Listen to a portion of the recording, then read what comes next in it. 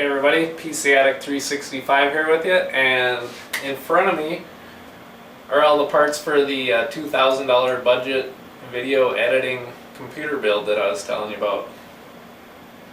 Let's run through the parts quick, and then I have to start putting all this together tonight. Anyways, first up is the Capstone 750 watt power supply. Got a 5-year warranty, good power supply. Set everything over there off to the side. Next up we got is Blu-ray drives. Take one out here.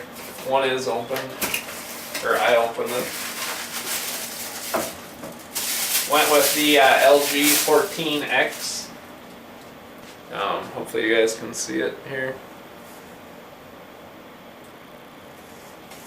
Blu-ray burners, by the way, 14X Blu-ray burners.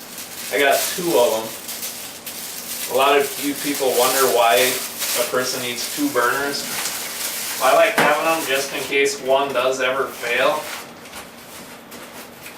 Then if you're in a time crunch and you need to get something burned or get something done, you don't have to worry about a drive failing. You can always use your other drive. Or you can direct go from one drive to the other drive. So that's the reason for 2 burners, personally. Got the processor, the i7 3930K. What else we got? We got our SATA cables, of course. Then we got the Transcend USB 3.0 SD card. I guess USB. Anyways, you put a micro SD card in there and an SD card up here, and then it has USB 3.0 slot there. Plug it into the computer, read your data off of phones, whatever. Let's see, here's the, I got 5 of these fans here, the Sickle Flow, 120 millimeter red LED case fans. These actually look really nice. I want to see what these look like because if they do look nice enough, I'm thinking about changing out. I'm thinking about maybe changing out my blue ones I got here for this type because they just look like a nicer fan in my opinion. There those are. Got 5 of them. Can never have enough air circulation. Got the Seagate SSD. Just real tiny, right here, 240 gig.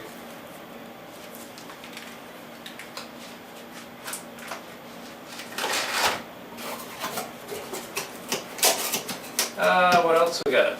Got the Toshiba 3 terabyte internal hard drive, right here. This one actually has really good ratings for a 3 terabyte. I know like there are quite a few other ones, Western Digital, some of the other brands that the ratings are kind of not real great. So I ended up going with the Toshiba one, plus it was on sale for a really good price. And for liquid cooling I went with the H60. I didn't go with the H100, H100i because they were quite a bit more money. And this one here should do a plenty good job of like cooling the CPU for what we're using it for. We're not going to be doing crazy overclocks and all that stuff, just trying to push every last drop out of performance out. So this will work plenty good. And you can still overclock with that and be fine. Just some people, you know, want to push for every last little bit of performance.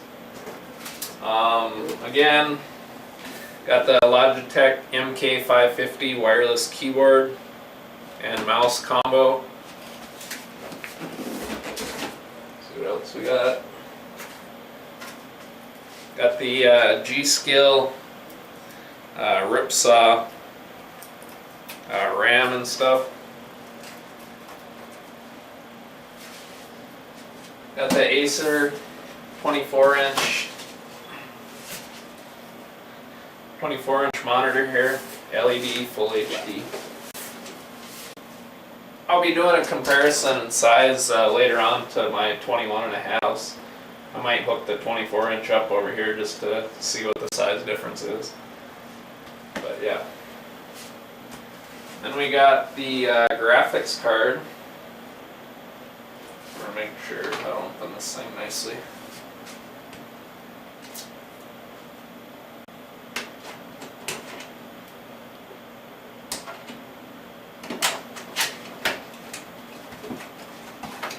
Which is MSI GTX 770.